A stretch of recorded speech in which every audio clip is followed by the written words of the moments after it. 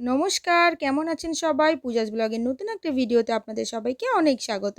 তো সকাল হয়ে গেছে, তাড়াতাড়ি আমি পাখিকে খেতে দিই আর এই যে জল ভরতে শুরু করে দিলাম। তো এই যে তাড়াতাড়ি আজকে আমি কি করব, এই গদিটা রোদে দেবো। আমার এই কোমরে ব্যথা করছে।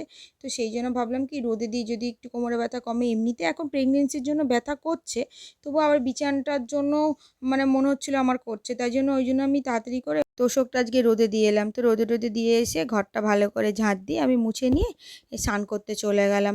তো স্নান টান করে এসে প্রতিদিনের মতোই আমি ঠাকুরের বাসনগুলো ভালো করে মেজে এই যে পুজো দিতে বসে গেছি। তো আজকে মঙ্গলবার ছিল, তো এই জন্য পুজো দিতেও দেরি হয়েছে।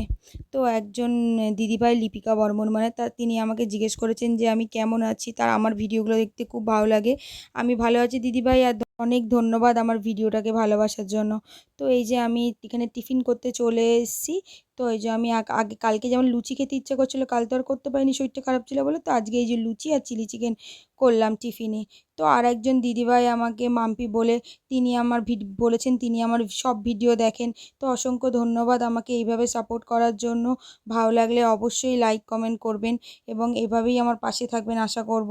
আপনাদের সব কমেন্টগুলো আমি পড়ি, ভালো খারাপ বেশিরভাগ ভালো কমেন্টই আমার এখানে থাকে। তো আমি চেষ্টা করব কমেন্টগুলোকে পড়ার জন্য, সবার সঙ্গে শেয়ার করার জন্য। তো এই যে গল্প করতে করতে একটা ব্লাউজ হয়ে গেল, আর একটাও ব্লাউজ এই যে আমি করে নিলাম। করে টোরে নেওয়ার পরে এই দিকে আমি রান্না করতে চলে এসেছি। তো আজকে তো আর বেশি কিছুই করব না, আজকে ওই দই চিংড়ি করেছিলাম আর এইদিকে ভাত করেছিলাম, আর কিছু রান্না করিনি। আর একটু ছিল তরকারি, তো খেয়ে নিলাম। তো এই যে রান্না করতে করতে একটু দই খেয়ে নিলাম।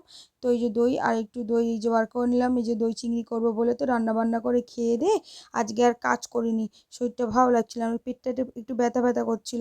তো এই যে কি করব, এই যে তোশকটা নিয়ে চলে এলাম।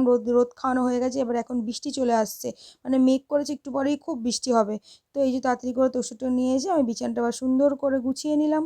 গুছিয়ে নেওয়ার পরে আমি কি করলাম, আজকে শুয়ে পড়েছি। তবুও এখন বাজে প্রায় 3:15 হয়ে গিয়েছে। এমনি দেরি হয়ে গেছে কাজ করতে করতে, অন্য সব কাজ করতে করতে। তো ভিডিওটা আজকে এখানেই শেষ করলাম। ভিডিওটা কেমন লাগলো অবশ্যই কমেন্টে জানাতে ভুলবেন না। ভালো লাগলে লাইক কমেন্ট শেয়ার এবং সাবস্ক্রাইব করে দেবেন। ধন্যবাদ সবাইকে।